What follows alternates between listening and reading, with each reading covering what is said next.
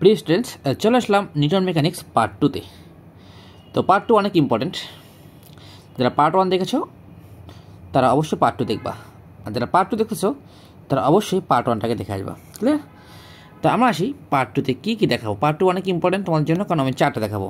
দেখো, তোমরা দেখো পার্ট 2তে আমরা কী করি, যে আমি এ পাশে লিখলাম লিনিয়ার, এ পাশে লিখলাম লিনিয়ার। তো লিনিয়ারের বাংলা কিন্তু হচ্ছে রৈখিক, এ পেশে লিখলাম লিনিয়ার। একটু খেয়াল করো। আচ্ছা, এখানে লিখলাম রিলেশন। রিলেশন বাংলা হচ্ছে তোমার সকলে জানে সম্পর্ক।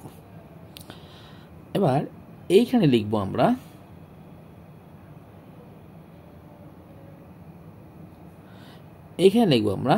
অ্যাঙ্গুলার। অ্যাঙ্গুলারের বাংলা আবার হচ্ছে কি বলো তো, কৌণিক। তার লিনিয়ার, একটু খেয়াল করো লিনিয়ার, রিলেশন, অ্যাঙ্গুলার। তেমন এইখানে আমরা লিখবো রৈখিক যে বিষয়গুলো আছে তার রাশিগুলো, এইখানে লিখবো কৌণিক যে বিষয়গুলো আছে তার রাশিগুলো। হ্যাঁ, এবার সবাই খেয়াল করো যে লিনিয়ার কোনো বস্তুর ক্ষেত্রে এস এর যে ভূমিকা, এস মানে সরণ, রৈখিক সরণ। কৌণিক কোনো বস্তুর ক্ষেত্রে থিটারই একই ভূমিকা। তাই থিটা হচ্ছে কৌণিক সরণ আর এস হচ্ছে কি রৈখিক সরণ। ঠিক আছে না? আচ্ছা, তার লিনিয়ার কোনো বস্তুর ক্ষেত্রে থিটা যে ভূমিকা, কৌণিক কোনো বস্তুর ক্ষেত্রে এস এর একই ভূমিকা। তার মানে এখানে এস লিখি আর এখানে আমি কি লিখবো ভাইয়া, থিটা লিখবো। আবার লিনিয়ার কোনো বস্তুর ক্ষেত্রে ভি এর যে ভূমিকা, ভি মানে হচ্ছে বেগ, রৈখিক বেগ। কৌণিক কোনো বস্তুর ক্ষেত্রে ওমেগারও একই ভূমিকা, ওমেগা হচ্ছে কিন্তু কৌণিক বেগ। আবার এটা খেয়াল করো, লিনিয়ার কোনো বস্তুর ক্ষেত্রে এ মানে ত্বরণের যে ভূমিকা, কৌণিক কোনো বস্তুর ক্ষেত্রে আলফারও একই ভূমিকা। তার এ হচ্ছে রৈখিক ত্বরণ আর আলফা হচ্ছে কৌণিক ত্বরণ। এরপর আসো, লিনিয়ার কোনো বস্তুর ক্ষেত্রে বল মানে এফ এর যে ভূমিকা, কৌণিক কোনো বস্তুর ক্ষেত্রে টর্কেরও একই ভূমিকা, টর্ক মানে হচ্ছে কৌণিক বল। লিনিয়ার কোনো বস্তুর ক্ষেত্রে রৈখিক ভরবেগ পি এর যে ভূমিকা, কৌণিক কোনো বস্তুর ক্ষেত্রে এলেরও একই ভূমিকা, এল হচ্ছে কৌণিক ভরবেগ আর পি হচ্ছে রৈখিক ভরবেগ। লিনিয়ার কোনো বস্তুর ক্ষেত্রে এম এর যে ভূমিকা, কৌণিক কোনো বস্তুর ক্ষেত্রে আই এরও একই ভূমিকা। তাহলে মোটা থেকে আমরা একটু বলতে পারি, এস হচ্ছে রৈখিক সরণ, থিটা হচ্ছে কৌণিক সরণ। যখন রৈখিক কোনো বস্তু থাকবে তার সরণকে এস দ্বারা প্রকাশ করব, কৌণিক কোনো বস্তু থাকলে বা ঘূর্ণনত কোনো বস্তু কোনো থাকলে তার সরণকে আমরা থিটা দ্বারা প্রকাশ করব। ঠিক তেমনিভাবে রৈখিক কোনো বস্তুর বেগকে আমরা ভি দ্বারা প্রকাশ করব, ঘূর্ণনত কোনো বস্তু কোনো বেগকে আমরা ওমেগা দ্বারা প্রকাশ করব। এ হচ্ছে রৈখিক ত্বরণ, আলফা হচ্ছে কৌণিক ত্বরণ, এফ হচ্ছে বল, টাউ হচ্ছে ঘূর্ণনত বস্তু কোনো প্রযুক্ত বল, পি হচ্ছে রৈখিক ভরবেগ, এল হচ্ছে কৌণিক ভরবেগ, এম হচ্ছে ভর, আই হচ্ছে কি ভাইয়া জড়তার ভ্রামক। খুবই সুন্দর কথাবার্তা। এখন আমরা দেখব এইগুলা রিলেশন, এই রৈখিক এবং কৌণিকের মধ্যে একটা সম্পর্ক দেখব আমরা। প্রথম সম্পর্কে আসি, এস ইকুয়াল আর থিটা। মানে রৈখিক কোনো কৌণিক কোনো বস্তুকে তার ব্যাসার্ধ দ্বারা গুণ করলে আমরা কি পাই, রৈখিক বস্তুর ওই রাশিটা পাই। ভি ইকুয়াল কি বলা যায়, ওমেগা আর। তাহলে এ ইকুয়াল কি বলা যায়, আলফা আর। তার মানে আমরা একটু খেয়াল করি, এই থিটার সঙ্গে যখন আমি আর গুণ করে দিব তখন আমি পাচ্ছি কি এস। আবার ওমেগার সঙ্গে যখন আর গুণ করব তখন আর পাচ্ছি কি বলতো ভি। আবার আলফার সঙ্গে যখন আর গুণ করব তখন আর পাচ্ছি কি বলতো এ। তার মানে আমরা কিন্তু বিভিন্ন বিশ্ববিদ্যালয় কোশ্চেন ব্যাংকে দেখছি যে কোনটি সত্য, A equal alpha R, alpha equal A R, A equal alpha by R, alpha equal A by R. এরকম অসংখ্য কোশ্চেন আমরা দেখেছি কিন্তু। তাহলে এই ফর্মুলাগুলো জানা থাকলে ওগুলো আমাদের কোনো বিষয় হবে না। আমরা কিন্তু ম্যাথের থেকে থিওরিতে বেশি ভুল করব, এই জন্য থিওরিগুলো মিস করা যাবে না। বলের ক্ষেত্রে আমি দেখি যে সংজ্ঞা আছে যে ঘূর্ণনত বস্তুকণার ব্যাসার্ধ ভেক্টর এবং বলের ভেক্টরকে গুণফলকে বলা হচ্ছে টর্ক। গুণফল কি বলতে বলতো টর্ক। আমি এটা মুছে দিই, এটা আমরা আবেগের লাইনে দিয়ে ফেলছি। আচ্ছা, তো টর্কের যে ফর্মুলাটা দেখো তোমরা, টাউ ভেক্টর ইকুয়াল আর ক্রস এফ। টর্ক থেকে অনেক কোশ্চেন আসবে।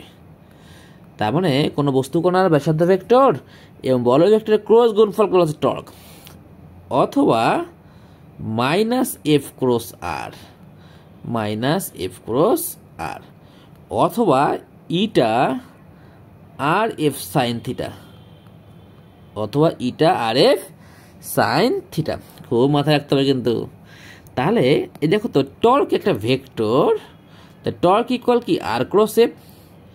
এবার যদি তুমি এফটাকে সামনে নিয়ে আসো, আরটাকে পরে নিয়ে যাও, সামনের অবশ্যই মাইনাস হবে, কারণ ভেক্টর গুণন বিনিময় সূত্র মেনে চলে না।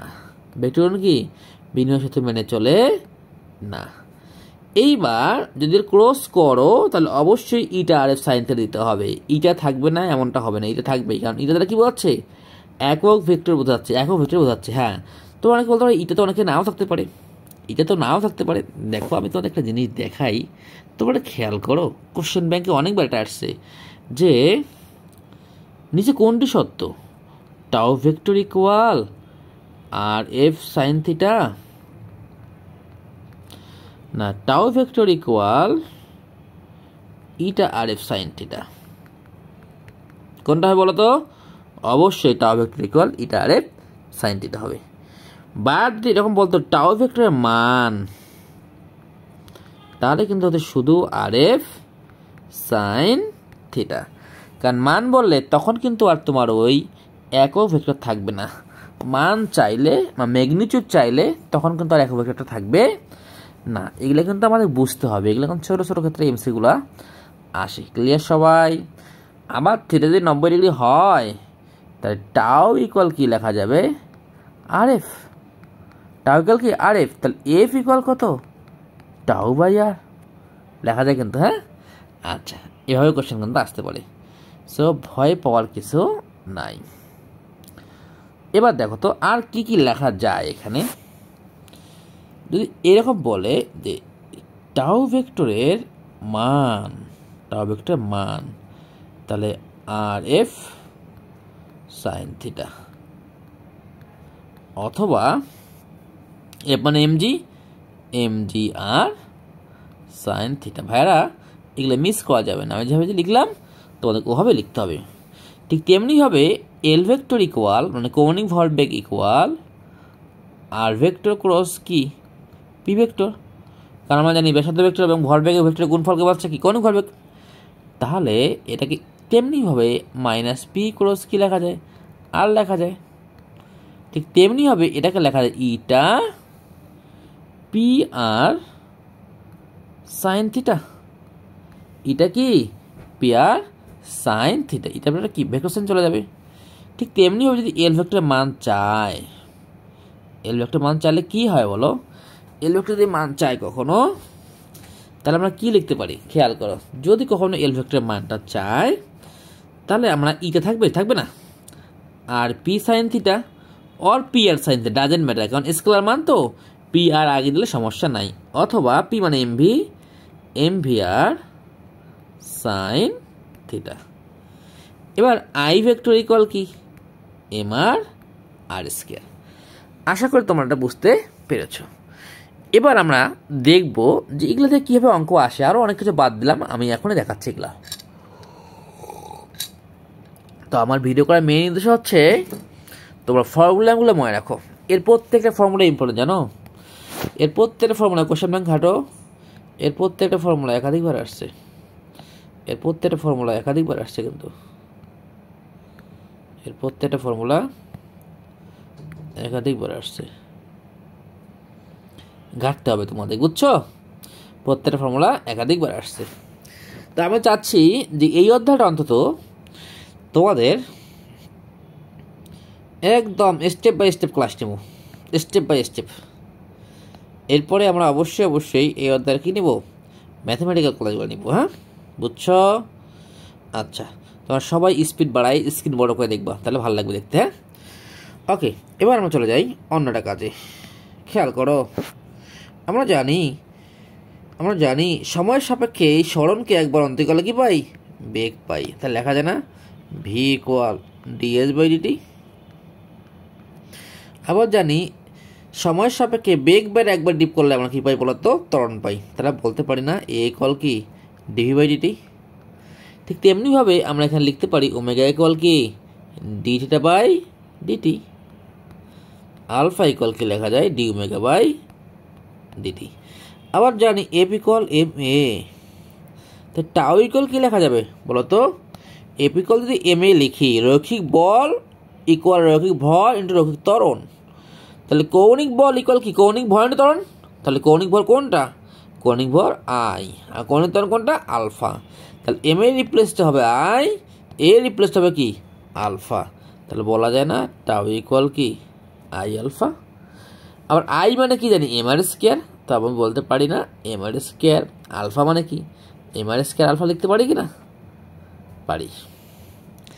আবার দেখো তো ভাইয়ারা, পি ইকুয়াল কি লেখা যায় এম ভি, তাহলে এল ইকুয়াল কি যাবে এম এর রিপ্লেসে আই, আর ভি এর হচ্ছে কি ওমেগা। আবার আই মানে কি জানি এম আর স্কোয়ার, ওমেগা মানে কি ওমেগা। ওমেগার আরও মান আছে, আমি একটু পরে দেখাবো, কোনো সমস্যা নেই। সবাই কি বুঝতে পেরেছ যে কীভাবে আমাদের অঙ্কগুলো আসবে? অনেকভাবে অঙ্ক আসতে পারে।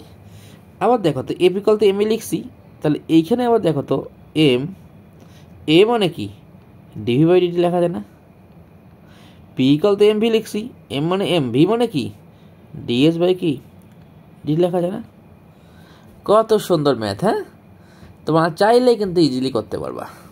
আবার এইখানে দেখো তো আই ইকুয়াল লিখছি কি এম আর স্কোয়ার ওমেগা, তাহলে এম আর স্কোয়ার এই ওমেগা মানে কি ডি থিটা বাই ডিটি লেখা যায় না?